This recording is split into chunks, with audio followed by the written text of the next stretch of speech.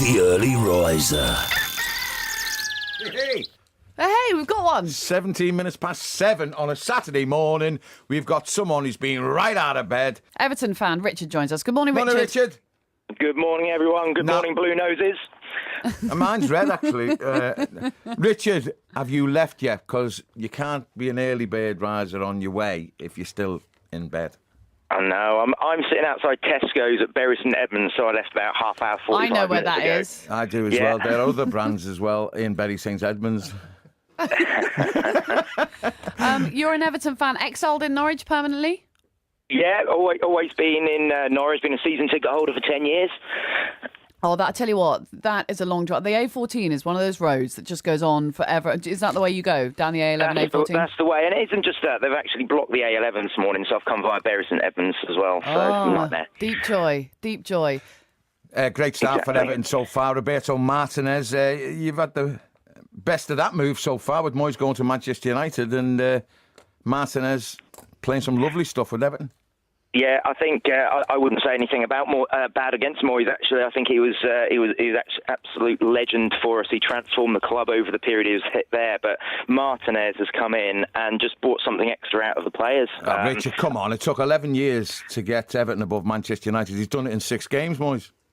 Well, that's true, and 2 years we've been above Liverpool, of course, as well. Dig. Do you think, as an Everton fan, bitter blue nose.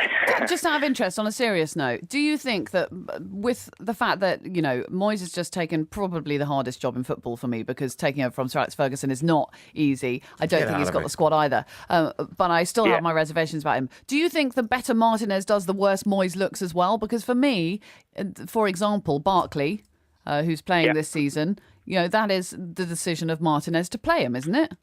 Yeah, I think most Everton fans think that. I think Barkley probably would have been on the bench for most of this season if Moyes was still in charge. And I think you're right. I think how we're playing is showing Moyes up, because, you know, we're playing the better football.